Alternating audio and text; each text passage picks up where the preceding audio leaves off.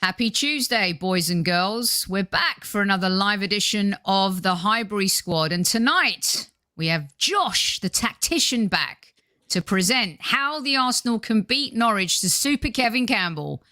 Will his formation and tactics fly or die? Let's see.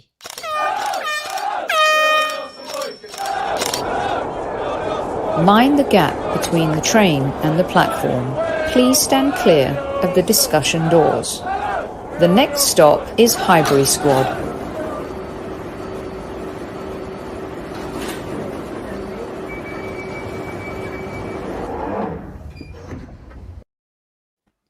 Good evening, everyone, and welcome back to another live episode of the Highbury Squad. Thanks for joining. Welcome back, my podcast brother from another mother. We got a little heated last night, but tonight's not about me.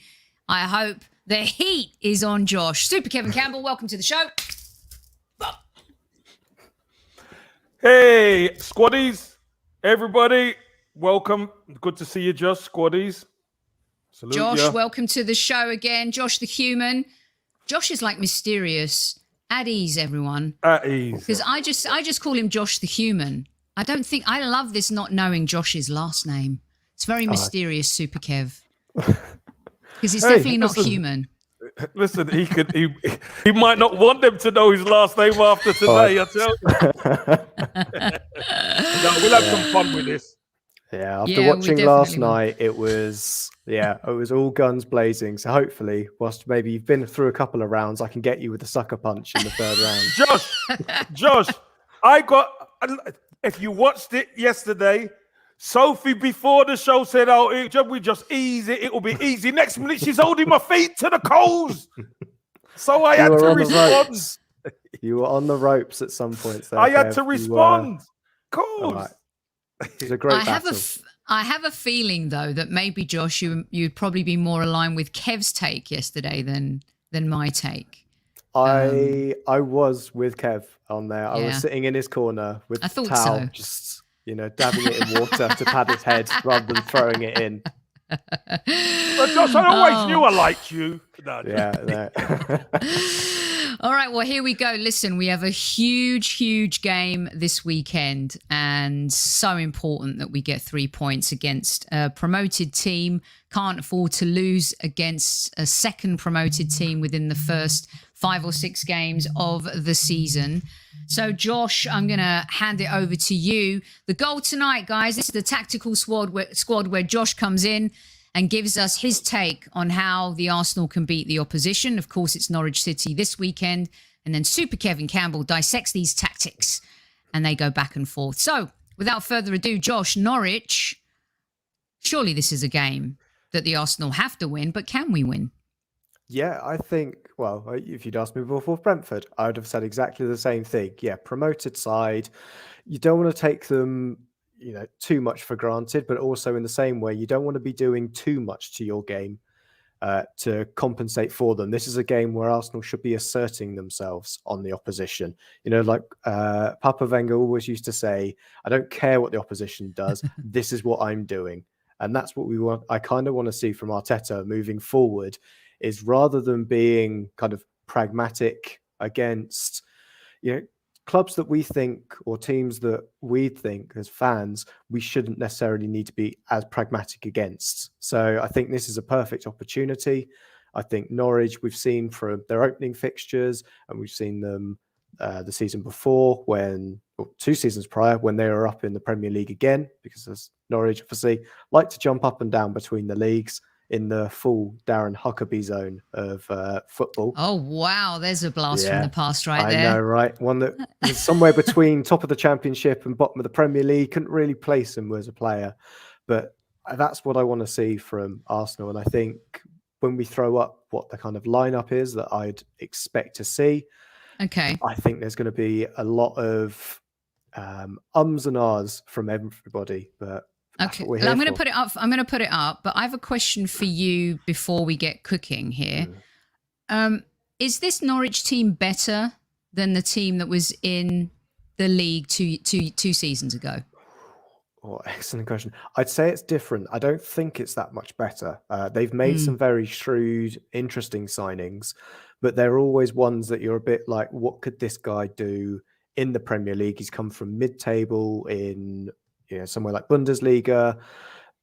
Top teams haven't taken a chance on him, and you just wonder what would happen. We saw it with Brighton when they brought in someone like Pascal Gross from it was either Paderborn or Ingolstadt, I can't remember now. But that was kind of a middling Bundesliga team, and he came in and he was the assist leader for Brighton and the main reason they stayed up. So Norwich they've got some great recruitment in the past. We've seen players like Emi Buendia come in and do great things for them. Pukki can always get goals for them, especially in the Championship, in the Premier League. We saw him last time. He needs a lot of service. I'd say, like every striker, in terms of how clinical he is, he doesn't necessarily have it at the top level. I'm obviously jinxing him now when he's going to score a hat trick. It's funny is last time, Kev, Pukki started off on fire, didn't he? And I remember everyone got so excited and they were like, oh, Pukki. And he was player of the month, I think, in the first few weeks and stuff like that. But as you know, Kev, keeping that consistent in the Premier League, not easy, is it? Playing for a lesser team, and I'll answer your question for you. They're not as good as the team that came up a couple of seasons ago because they've had to sell players, and the main one being Buendia.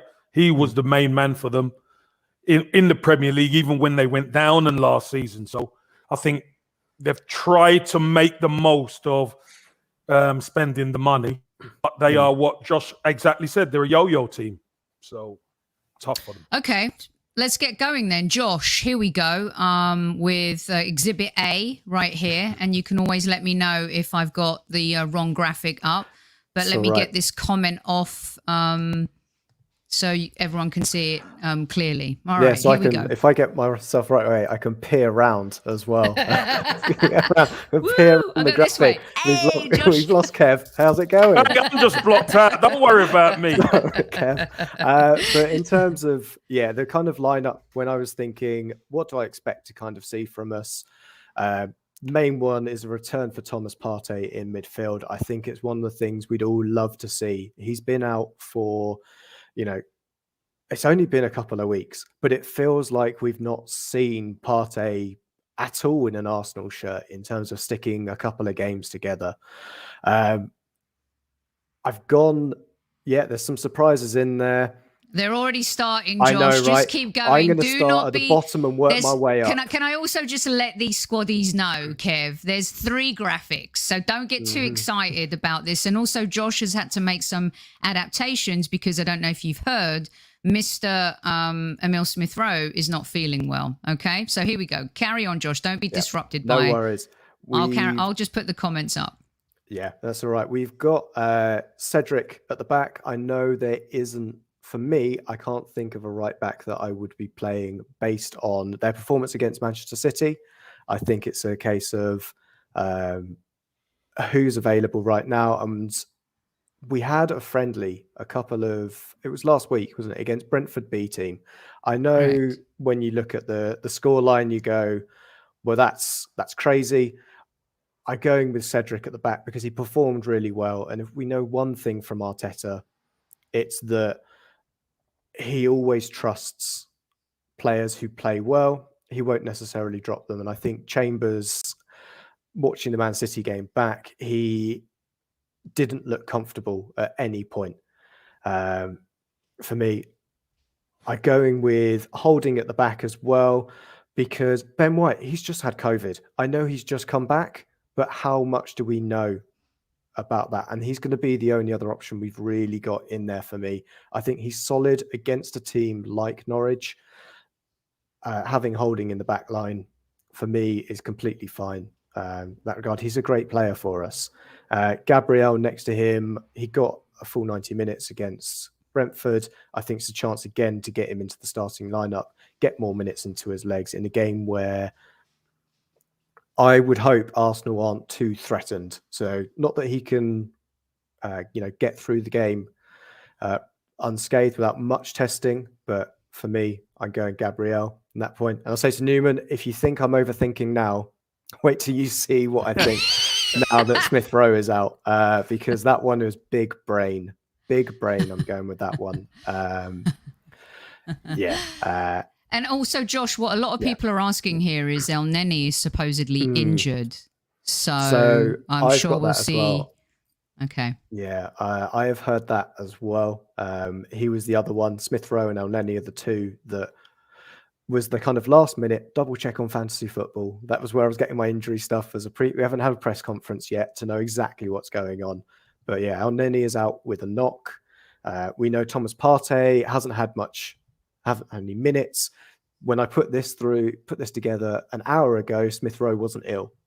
Half an hour ago, he's now doubtful with a case of the sniffles.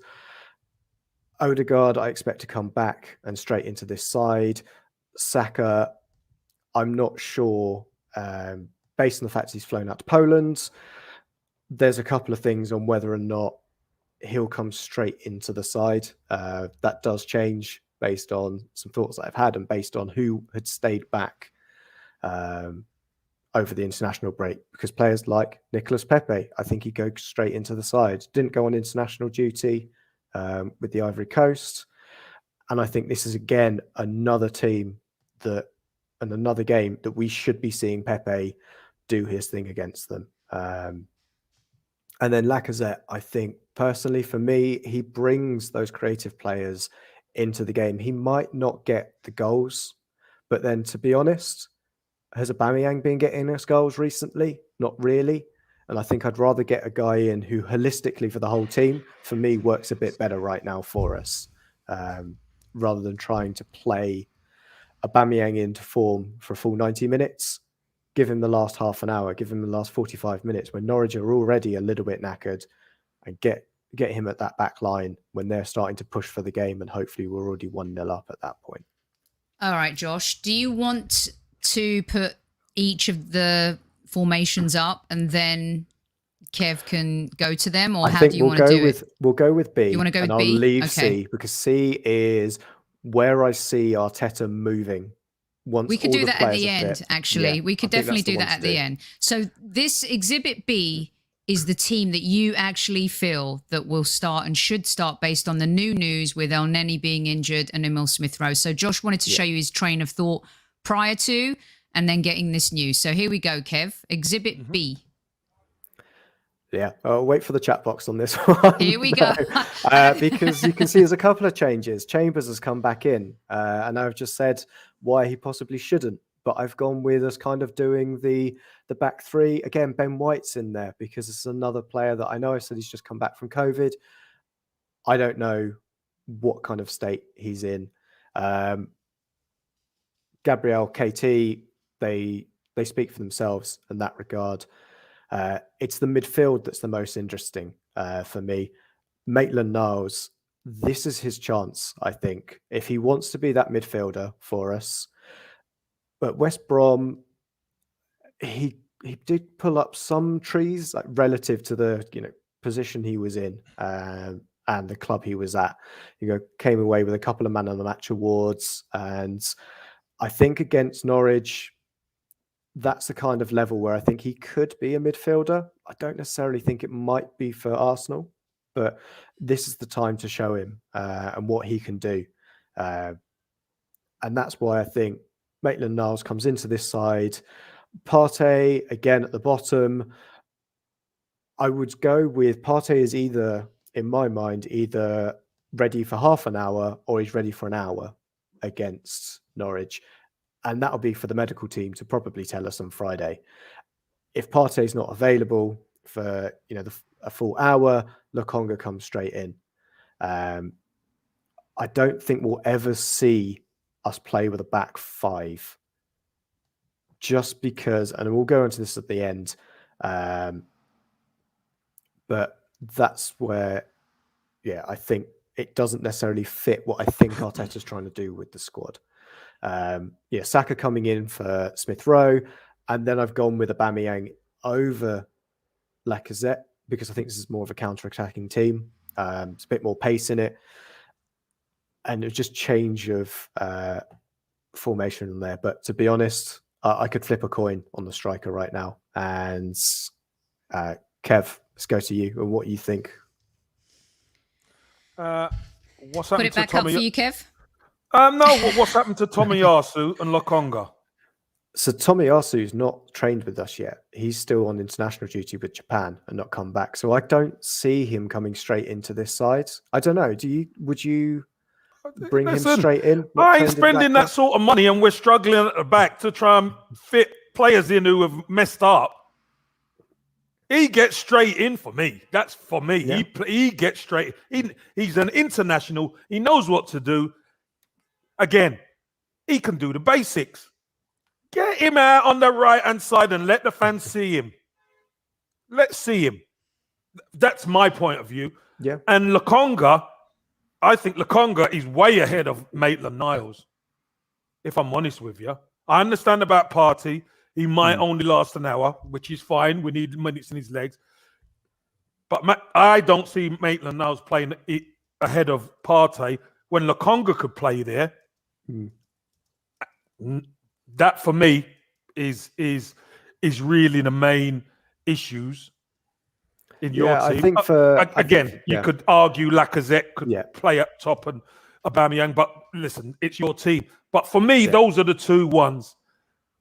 Yeah, and I'd say I'd say on Lokonga, I'm completely with you on that. I think it's then in the mind of what Arteta wants to do, where he feels like this player could prove himself. I think for Maitland-Niles against Norwich, it's slightly make or break on trying to prove that point, but it is whether or not you want to completely throw you've said to the guy, stay around, and then put him in for this next game.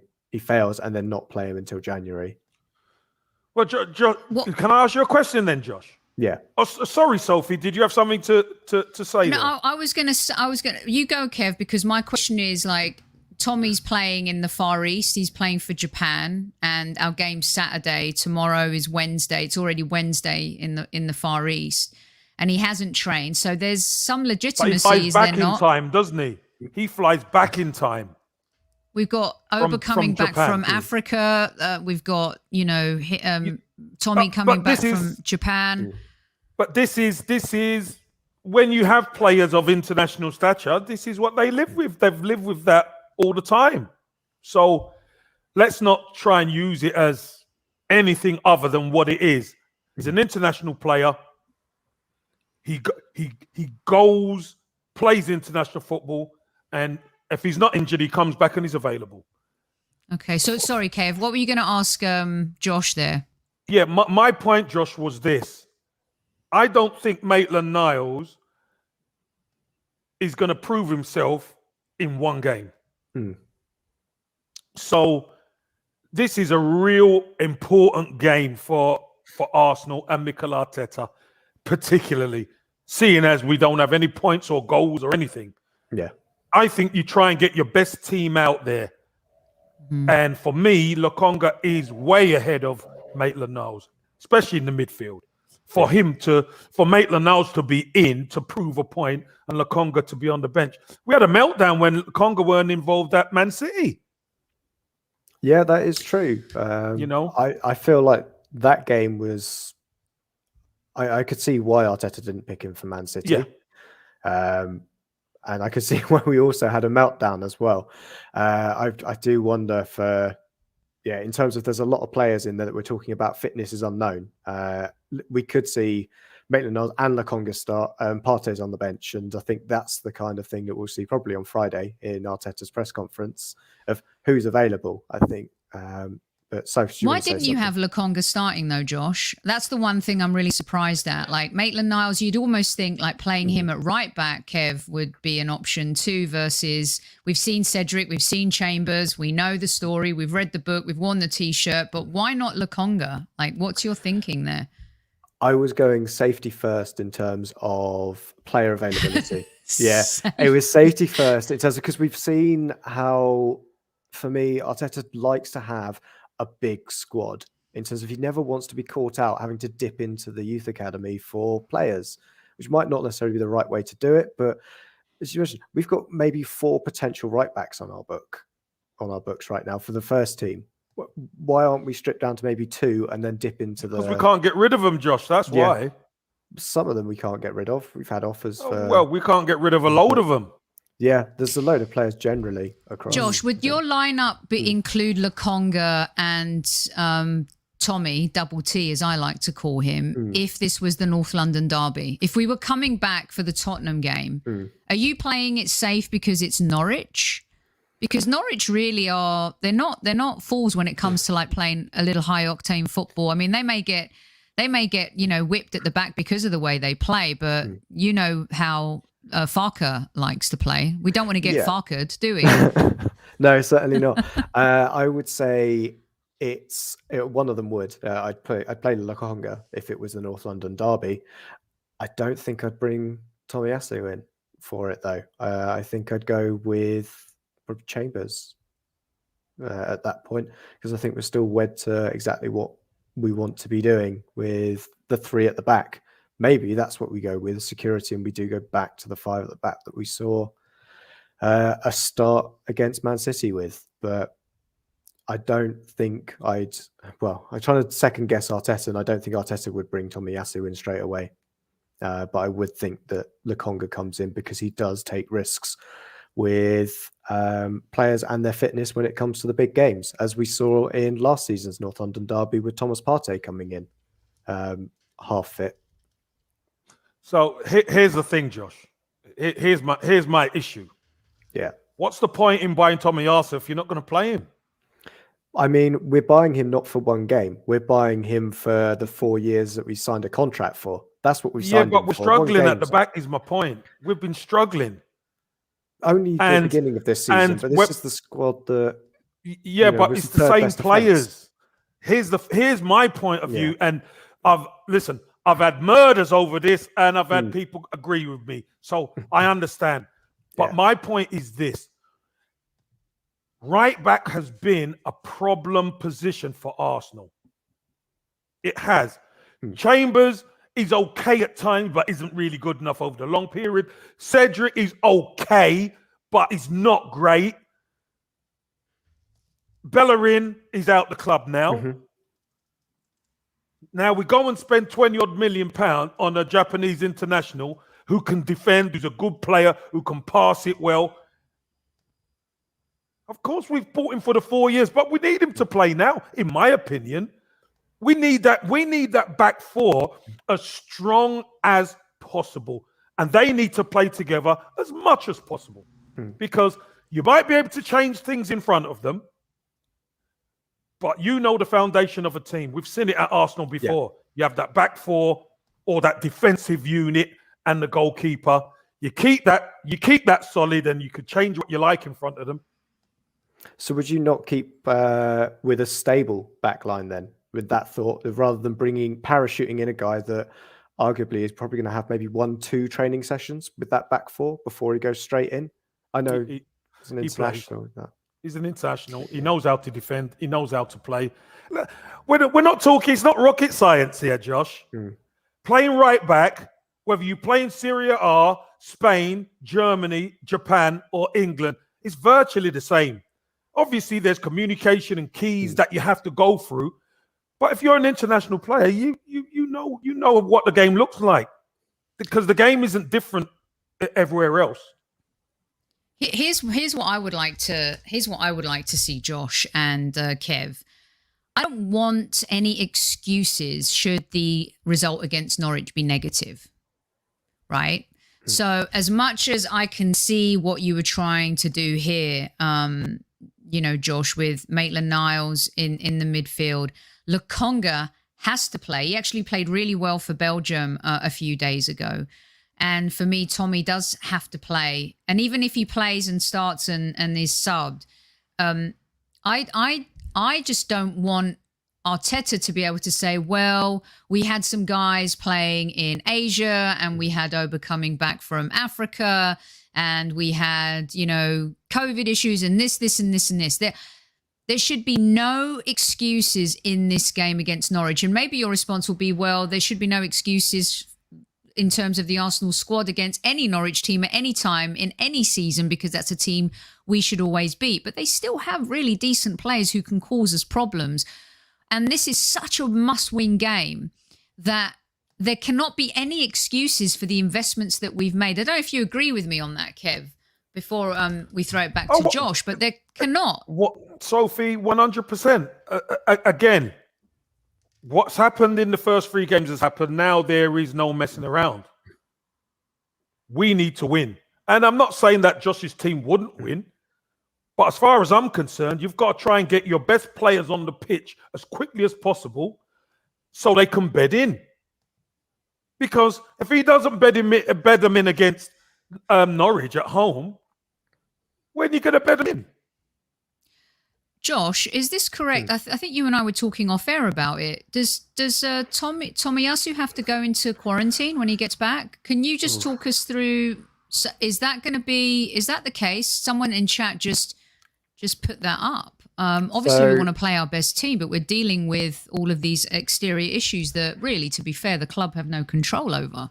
Yeah, absolutely. There's some things, because I've been trying to find answers to it. And it's just part of where my overthinking has come with the COVID rules currently and how football fits into those rules. Because it was certainly last season that players were getting tested every day anyway. So they didn't fall into this country's in the red list, this country's in the amber list, and this one's in the green list. It could just be a case that after day 2 of Tommy being in the country and he goes into returns a negative COVID test, that he's straight back into the squad. The same goes for Bukayo Saka, who's currently in Poland. Ober's already flown back, as far as I know, because his last game was on Sunday. Xhaka, obviously, irrespective of where he is, he's unfortunately contracted the illness, so he won't be available anyway. So he's a bit of a moot point. Odegaard is over in a green list country, I think, at the moment in Norway. But I think just it's going to be something that I think the club can confirm more than me, assuming what I can and can't find, because there is so much misinformation over this particular issue as well, that I don't want to be going, yes, definitely this, definitely that, based on, and then starting speculating on if a player is vaccinated, because I think that opens a whole can of worms that I don't think we want to necessarily go into right now. But if he's available, if he's available, he plays. If he's not available, then obviously you can't pick him. Our hands are tied in certain ways, and I think, as Kev said, if he's available, Kev would play him. If I went with the view that he would be available, and I wouldn't play him. So even the whole thing is kind of moot from that point of view. All right, so this is what you're predicting to be your starting lineup. Can I put Exhibit C up real quick, Josh? You can go for Exhibit C, yes. Absolutely. Okay. Because this would be your strongest Arsenal team when everybody is fit. Is that correct? Would I be correct in saying that? Yes. And just to quickly add, I might have been looking at the 2010-11 season and getting very nostalgic over a squad that contained Thomas Rosicky, Alex Song, Cesc Fabregas, Arshavin, Wilshere, Nasri, Theo Walcott, Denilson, and Ramsey just coming off his, coming from his recovery of his leg break, and going, wouldn't it be great if we had that many playmakers again that we could just shove into a side and let them do what they do? And it's partly just a bit of a frustration from my point of view of the way that Arteta's been playing. You've got all these playmakers. Wouldn't it be great to see us playing that kind of Wenger ball again? Because I think these are the players that can do it. Again, LOKONGA's got something that he can bring to this side as well, depending on opposition. But look, we lined up once upon a time with a midfield of Cesc Fabregas and Alex Song, and that was good enough for us. Coquelin and Santi Cazorla. We've had a weak guy and a strong guy in that midfield, and it's done us through the Premier League. And I think that's the kind of thing that we need to be looking at slowly, is getting something like that in, for me anyway. Kev, I've put this question up from Archangel. I have the same one too. Why do you have something against LOKONGA? Why do you not have LOKONGA in this team? I'm going with what Edu said in his interview, which was we're bringing in that, the plan for this window was to bring in those youth players, that spine, and we've got the world-class players to go and give them the education. And Thomas Partey is one of those that I think we can all say is still a world-class player, because he's not lost that gloss of his halo that some of the other players that when we brought them in, we may have said are world-class and maybe perhaps have dipped in our expectations or in our thinking about them. And for me, that's where the kind of thinking is with LOKONGA, is that we see him as that number 6 replacement for Partey. And obviously, we can't play that starting 11 in every game. The Invincibles, that starting 11 that when you reel them off, they only started 11 games together in that starting lineup in that season. So obviously, there's going to be chop and change a little bit, where maybe Smith Rowe comes out for LOKONGA, or there's other changes based on injury. We know we're the Arsenal. We never have a fully fit squad at all. But in terms of what I'd like to see and the way I'd like to see us kind of playing right now, and for what I've seen, that's the starting lineup that really excites me. Kev, it's what's a brave your take? team. Yeah, it's a brave team. I just worry about we're not very good when we lose the ball, and we'll be even worse when we lose the ball with that front 5. Oh, absolutely. Kev, can I just start you from the back on this one, Kev, actually, because you gave your team and your 11 and a lot of the squaddies did as well. And you had Ramsdale in goal. 100%, yeah. Ramsdale in goal. Josh has started Leno on all of these formations. Yeah. And my thinking. My thinking is long term, Leno isn't signing a new contract, and he will not, and I mean will not, be at Arsenal beyond his contract. So as far as I'm concerned, Arsenal do not spend that sort of money for Ramsdale to be a backup. So again, if it worked out that Leno's not going to sign his contract, I know it might take him a little bit of time to get in the side. But if I had to pick the team now, I'd say Ramsdale, get in there right now. Become that number 1. Seems to be a really good communicator. Seems to be very good with the ball at his feet as well. Didn't really see any panic in him. I know it was only West Bromwich Albion, but didn't see any panic in him when the ball was at his feet. Used it pretty well. So I would have Leno out. I'd have Ramsdale in. Obviously, Tomiyasu at right back. Yeah, I agree. I agree with the back 4. Obviously, I think for Arsenal, the back 5 with the goalkeeper is going to be the key, whatever we do. But I would have LOKONGA beside Partey in that midfield.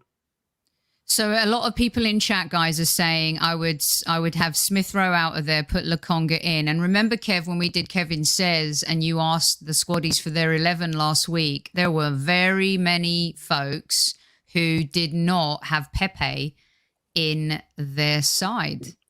True. Now, here's the thing, Sophie. Here's the thing. If Pepe's going to play, then obviously the likes of Lacazette, who we know does that unsung role for the team, that's where I see us struggling as well. Because if you haven't really got somebody who's really good at holding the ball up, all of those players in the midfield are like continuity players. They're good at getting the ball and passing it and moving. But if the ball's not going to stick up there, then we are susceptible to the counter-attack. And we ain't great without the ball as it is. So that's my worry straight away. The next sense is going off in my head now. Because having that pivot of LOKONGA and Partey, yeah, LOKONGA could get forward, and at times Partey could get forward, but we're a lot more solid with LOKONGA and Partey there. Yeah, and a lot of people agreeing, and I have Ramsdale too. Josh, why are you insisting on all your teams? You have Leno, and there's some that agree with you. You know, at least Leno hasn't been relegated 3 times, and then there are others in the chat, guys, that are saying they want to protect Ramsdale because if he makes one mistake against a Norwich, they fear for him. But that's not how football should be played. So why Leno, Josh? I think right now there's the trust with the manager, with Leno at the back, and it's for Ramsdale to displace Leno rather than throwing him in. I don't see that kind of rotation yet in place. I think for a must-win game, Leno's still our starter. I don't think there's that trust yet with Ramsdale coming in. That obviously may change in the future, but I don't see it necessarily happening this season. That's just a personal point of view of what I think would happen. In terms of Ramsdale, I think there's part of his game that he could learn, that he needs to do better. And I also want Arsenal to go on a huge cut run, because I think without our European football right now, where we would be giving these players a lot more game time, that needs to be supplemented through cup competitions. And that's where I'd be having Ramsdale in. And,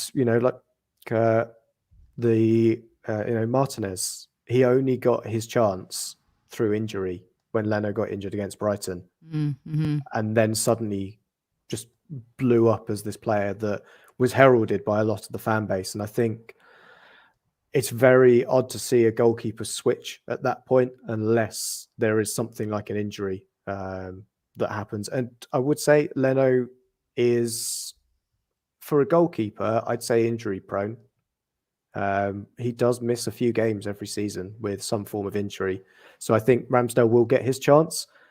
And if he does, if he's playing well, like we saw with Martinez, it's not beyond the realms of possibility that he keeps Leno out for the rest of the season, even when Leno's back. Josh, your third team is your third team, the future team, isn't it? Yeah, that's the team that I'd. But you've still got Leno in. But I've still got Leno in for this season, certainly.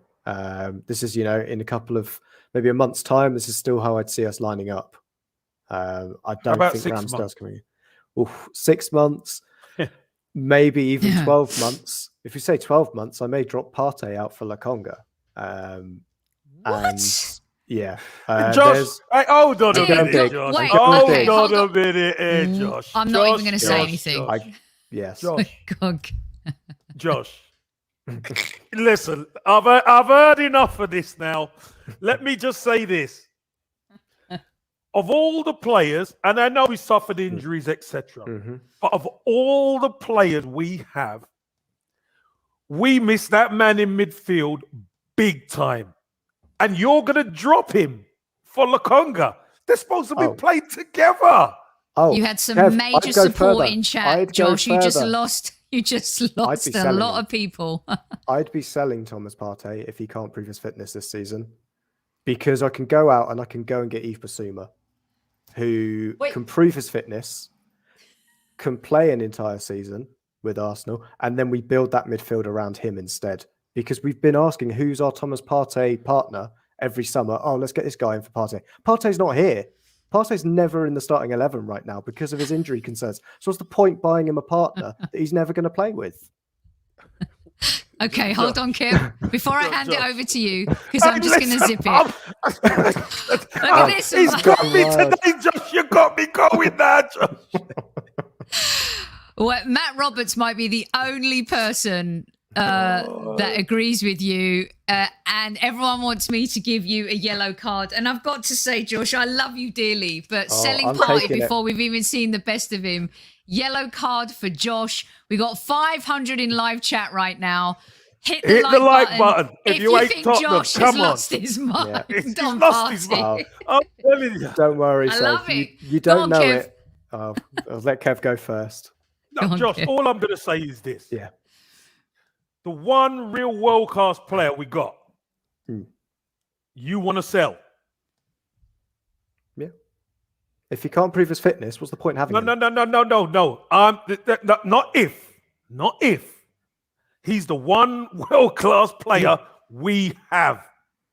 Yeah, and I've got a Ferrari in the garage with no wheels on it. I can't drive it. What's the point? No, Josh,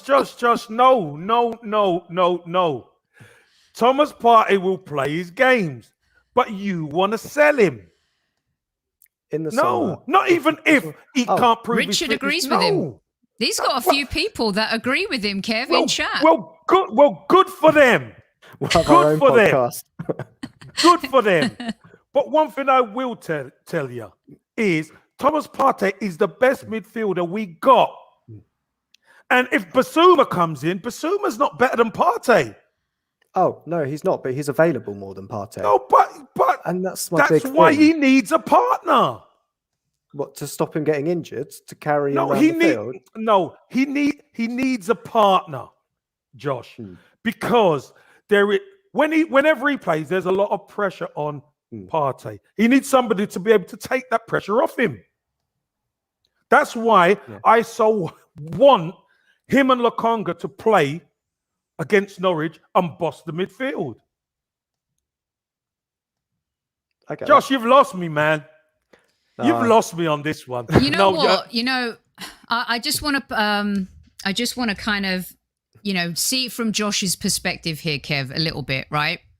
The room is mostly against this. However, Rich, our avid listener, says Partey is the best midfielder at the club, but he can't put a run of 3 games together. We have a player that came from Atletico completely injury free, and since he's come to the Arsenal, Kev, he's not consistent. And Double Ducky also sees Josh's point. There are quite a few people in the chat room that he's been at the club a year.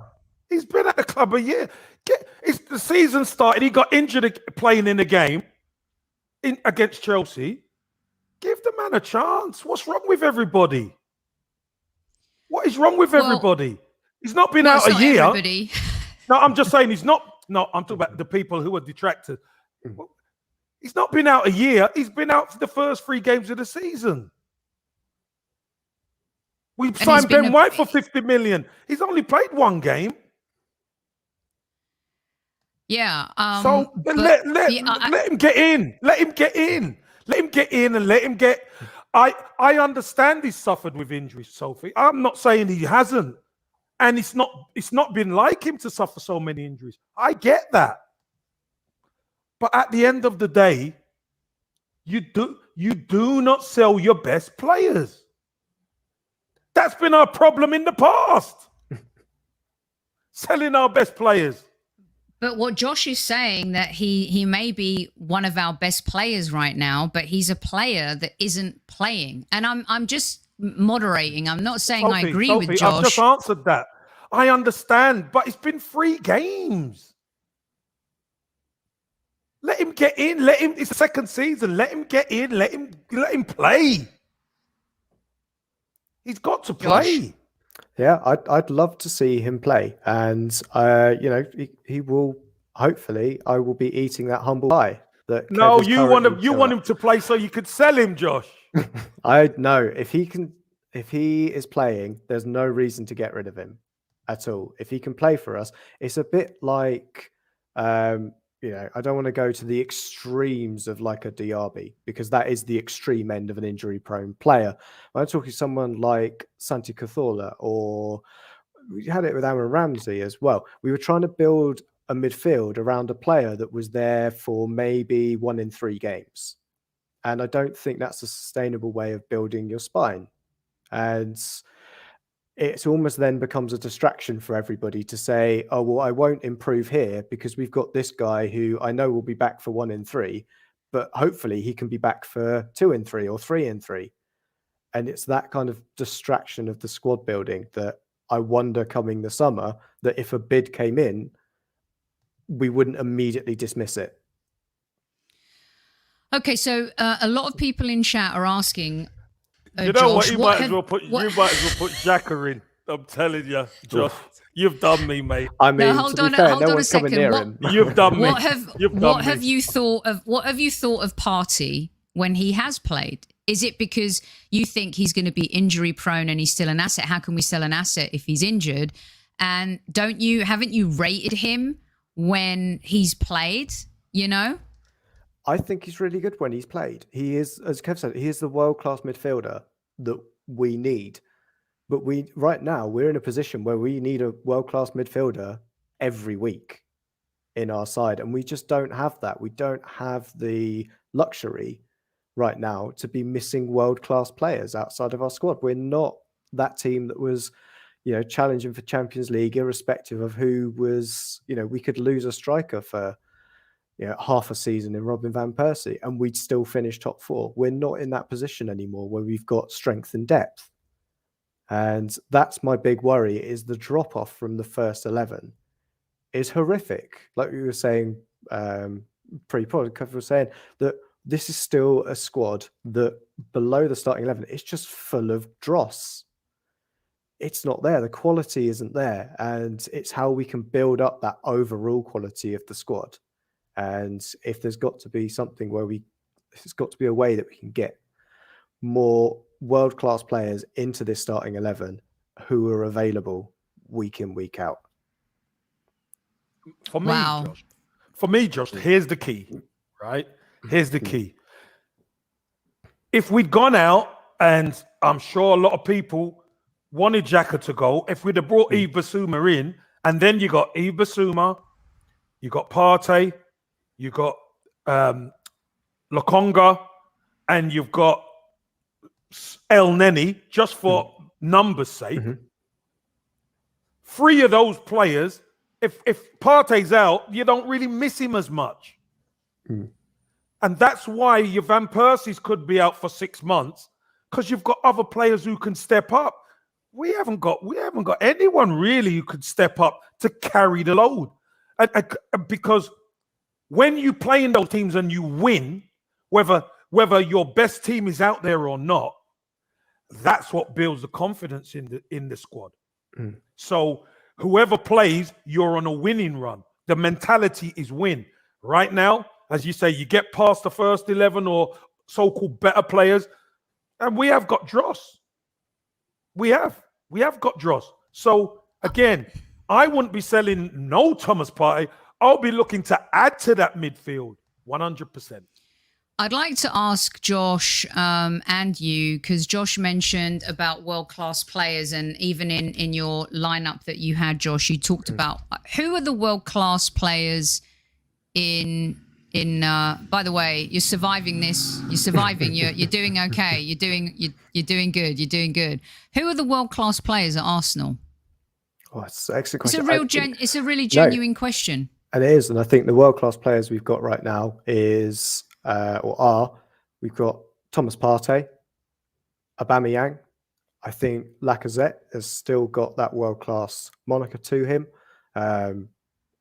And then I think it's then where that kind of drop-off starts for me without thinking through the squad that much. Maybe Gabriel. We've got someone in each line. Did I mention Odegaard? I would say Odegaard is world-class as well. That's one that, irrespective of where he has or hasn't been on loan, I think he was that Sociedad team he was in was incredibly competitive and finished in Champions League positions in Spain. I think that kid has got everything that we would dream of in a creative midfielder.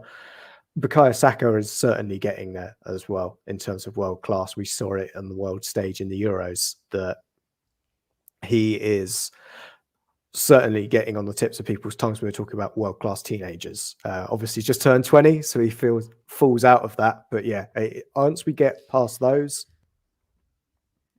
Is Saka world class? Kev, is he world class yet? Saka? Not at the moment, but he will be.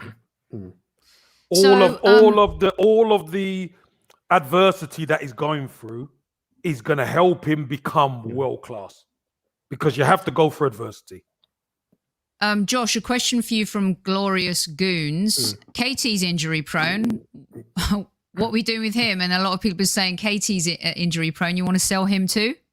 We bought Tavares, and I think Tavares, in terms of a replacement for Tierney, is a good drop off in terms of quality. He could get to that point of Kieran Tierney. I mean, right now, I do have an annoyance for Tierney, and he's gone backwards in his defensive ability since he's been here. He was a lot better defender when he turned up at the club than he is right now. But you didn't want to sell him. Don't want to sell him right now. He just No, you didn't. You wanted to sell Partey, but you didn't want to sell Kieran Tierney. Why? Yeah. Ageist. That's why I am. I'm ageist. Kieran Tierney's got age on his side to get through that. Oh, right. So the age, is the difference. Yeah. Listen, maybe Josh should be the technical director at the Arsenal. Ruthless, Kevin. Absolutely. Is it ruthless or naivety? What do you call it? Me, I call it naivety. Me, you don't sell your world-class players. No, you don't. You don't sell. You build around them. You have to keep them because they're so hard. They're so hard to acquire. Yes, and also listen. KT, he's been, not great so far this season, but I also put that a little bit down to him being so exposed with some of the tactics against, especially Chelsea. He was kind of hung out to dry out there. So, Kev, there's been some questions for you in terms of the 4-4-2. You're looking at this formation. I just want to get this straight for everyone because they're asking, is it 3 at the back against Norwich? How do you see it? Is it 3? Is it a 4? You talked about that a little bit last week. 4-2-3-1, 4-2-3-1, call it 4-3-3, whatever system you want to call it, 4-2-3-1, 4-3-3, 4-5-1, whichever way you want to call it, you can call it. The fact of the matter is, our talent, one has to show up for battle because Norwich see us as a weakened Arsenal, and that what they're going to want to do, they're going to want to turn the crowd against the team. That's what they're going to want to do. How do they do that? They do that by making it a scruffy game. They do that by making Arsenal make mistakes, pressing Arsenal high, making Arsenal have to kick the ball long where they've got no size at the top end of the pitch. And then the crowd start to get nervous. First 20, 25 minutes, that's what Norwich will try and do. Okay, so I've got a few more questions before we get you out on this. You're listening to the Tactical Squad here with Josh the Human. I mean, he's made some very controversial comments. Whether you agree with him or not, he's brave enough to make them here on the Highbury squad. He's thinking that if he had his druthers, he would sell Thomas Partey. Super Kevin Campbell, taken aback completely.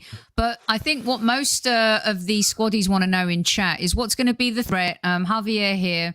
Question for Kev. Rashika is Norwich danger man, speedy winger. And of course, they've got Campbell, they've got, Pookie. They've definitely got some assets, Kev. And they're in particular talking about that right side, where we can be exposed again. How do we stop him from bypassing our back line, Kev?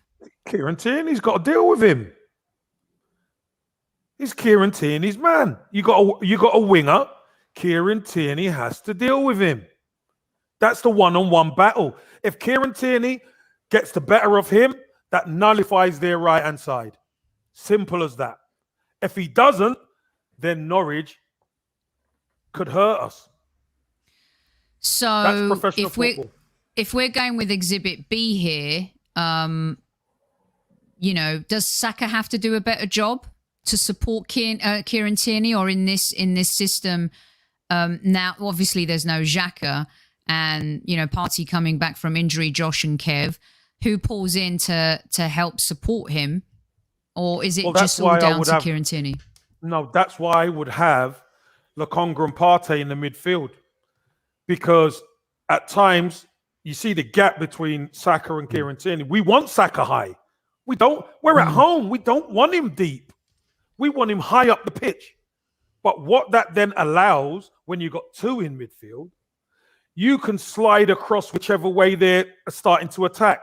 So let's say it's LOKONGA on the left and Partey on the right. As Norwich switch the ball, LOKONGA could move across, Partey could move across, and Kieran Tierney can maybe engage the winger a lot quicker. Then you've got cover. You've got Gabriel who's got speed behind him. Great. But when we leave the big gaps against the good teams, that's when you really having one player there, like we did against Man City, they kind of advance the ball a bit too easy up the pitch. And it's a lot more difficult to get out. Do you guys agree with Terence that they have a more balanced fullback situation than Arsenal? Norwich City, a more balanced fullback situation than Arsenal? Is that? Well, I suppose they've got... So go on, Josh. I'll answer after. So I'd say, yeah, they do, but that's not necessarily a good or bad thing. You can be, you can have fullbacks that one goes forward and one stays back, and you could win league titles on that. And We've done it. It's not necessarily a problem or an advantage by having both your fullbacks going. If both your fullbacks going, it means you're vulnerable on both flanks to a ball over the top. And that's, for me, I think, yeah, it's something to look out for, that there's a chance that Tierney might be, might have two men running at him at one point. But as Kev's saying, if you've got someone in the midfield that's going to slide over, that's what their job is. If you've got that sitting midfielder, their job is to go over and help their mate out, because the winger's not getting back, because you don't want the winger coming back. As we're saying, Saka and Pepe, their biggest asset to Arsenal is not them tracking back. Their biggest asset is being high up the field and really getting at the opposition defence. Mm-hmm. It's not going to be easy, is it, Kev? What's your biggest fear? Both of you, I'll end on this one, and keep those comments coming in, guys. Brilliant stuff from you in chat tonight. What's the biggest fear for us against this Norwich team? Is that where they're going to hurt us the most, with the fullbacks? Where are their other strengths? What's your biggest fear playing the Canaries? Go on, Josh. You go and I'll go after you. Is it Josh and Kev? Maybe I'll rephrase it. Is it our own selves that we should be afraid of versus Norwich? We're afraid of them. We're afraid of them anyway. We're afraid of ourselves. Always anyway. our own worst enemy. We're always afraid of ourselves. But let's talk about the opposition first. Yeah, I would say it's losing that midfield battle, because that's the thing that we know. When many opposition sides come to us, they pack out that midfield and stop us playing. And I think that's one of the key things, is how we can get past that press. We saw it at Brentford. Brentford's squad isn't better than ours, but they were drilled better than us. And that's what our main letdown was. We couldn't get through that press, and we didn't know how to do it. And Norwich will be the same. They're going to come at us. Daniel Farke has been with them for a good amount of time now, got them drilled. That's going to be the area of concern, will be that they are a team that is greater than the sum of their parts.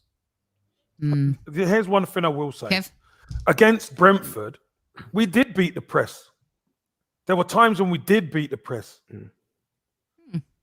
But when you look at what... sorry?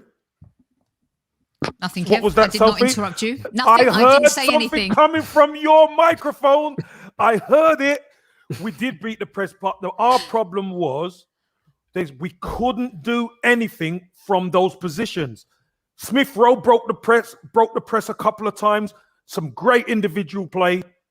There was one where Balogun's peeled off and we couldn't get him the ball for whatever reason. We have to be able to hurt the opposition when we beat the press. The longer it goes and we don't beat their press, the more the locals, the Gooners in the stadium are going to get frustrated.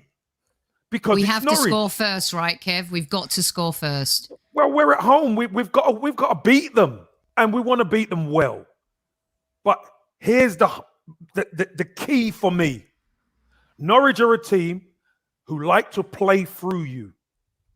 They like to play through you, and they like to play balls through to Pookie. That has to stop straight away. We have to. All of these so-called players who can hurt us, if they don't have the ball, they can't hurt us. So we have to do what's right when we have the ball.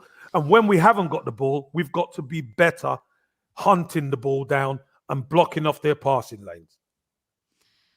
Also, Josh and Kev, we just have to score goals. We have not scored a goal yet. This is going to be our fourth game. This is critical. This is why I think Pepe should start. This is why I think Aubameyang, I don't care how tired he is, starting, whip him off. We've got to get a goal in this game. Hold on, Aubameyang tired. He's back. Well, I'm just saying, I was just referring to the earlier conversation about some fans being worried about players travelling back from international duty. I don't care but how you mentioned tired Aubameyang. You've got get to in get there. your muscle. Yes, Kev, we need goals. Get in there. No messing around. Look, get in there. there are a lot of listeners that are saying this is a cup final. It's a 6-pointer. I mean, I'm not sure if it's a 6-pointer because I really don't believe we're going to be there. You know, but in the context of it, yes, I see. I totally understand what people are saying because if we're honest, we're in close proximity in the league at the moment. So, you know, this is a must-win game for us. It is 0 points, 0 goals. Josh, I will give you your last word here. Well done, everyone in chat. You've smashed it tonight. Josh has been supported and pounded, and you know, it's been controversial. I've got to give you that, Josh. Yeah. But not deliberately. He's speaking his truth, you know, Kev. And he explained it. He believes what he believes. Absolutely. And he explained it. Fair enough. Yeah. So, Josh, your closing argument for how the Arsenal can beat Norwich and your controversial comment about Partey. Please proceed. Oof. Okay. So how we beat Norwich, I think, is do what we do best. This isn't necessarily thinking about what the opposition are going to do. This is us taking the game by the scruff of the neck, which we've not seen this season. We've not seen it for a while. It was the back end of last season where we saw the team like Pepe, you know, the game against Brighton, where he just grabbed the game by the scruff of the neck and just bent one in the top corner because no one was doing anything. That's the Arsenal I want to see coming out. And we know it's a big game. We want to see that kind of rallying cry from the manager as well. That's what we as a fan base want to see, I think, is just passion from the sidelines to get this team across the line. Because I think it's, as we're saying, it's a hugely important fixture for us. You know, as you say, we haven't scored a goal. Getting that first goal is going to be critical to just relieving a huge weight off the crowd. And I think that's one of the things that if you're watching it on Saturday, or you're lucky enough to be in the stadium, if we score first, you'll hear a huge sigh of relief, I think, in the entire stadium. And it'll be like a weather warning just in North London, isolated on that moment. But I think that's the thing. Let's see. You know what, Josh? You know what you just reminded me of? I'll never forget. You know the FA Cup against Hull? We hadn't won a trophy. Was it 10 or 11 years, right? And I remember I was working at the Cannes Film Festival and I had everything going on my phone and the bars are like playing the game and stuff. And Kev, it's like it's such a horrible experience at the beginning. And then when we won, literally what you just said, Josh, I fell to my knees and I looked up to the heavens and I was like, we won a trophy. We won a trophy. And now it's going to feel like we scored a goal. We scored a goal. It's that Santi Cazorla free kick moment that we're waiting for, aren't we? God, it's that player to just go, we are down in the doldrums right now. And someone needs to just say, right, this is my day today. Get on my back. And take it. Exactly.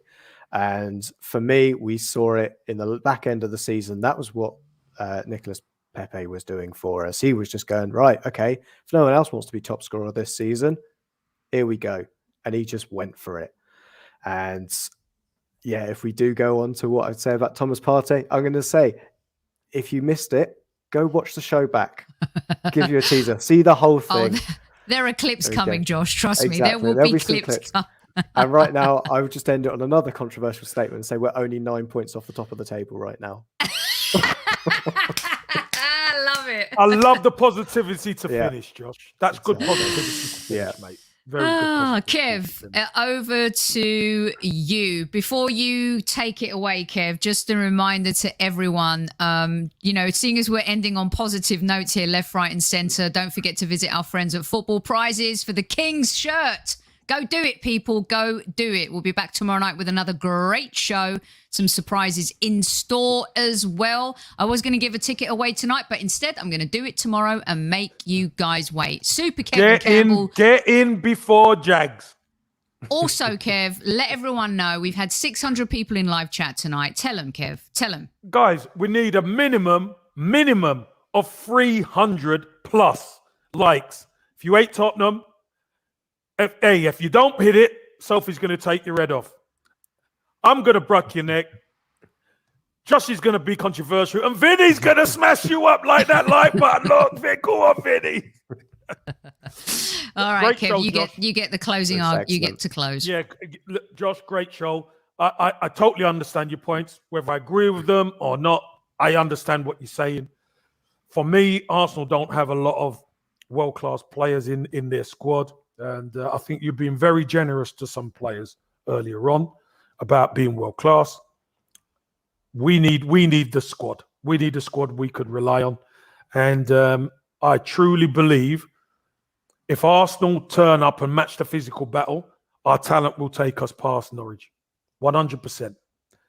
If we don't turn up and we don't match the physicality of Norwich, then we're in for a tough afternoon. But I am sure we will turn up because I'm sure we'll have our better players out there on Saturday. So, on that note, thanks, Josh. Thank you, Sophie, as always. And squaddies, thanks to you. Whether you agree with Josh, you disagree with Josh, or you're somewhere in between. Listen, squaddies, I salute you and wish you a good night. Oh, Josh.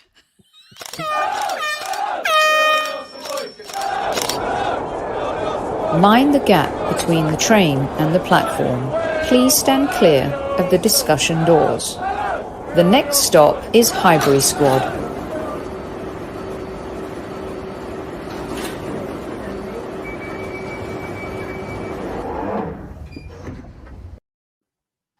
At ease.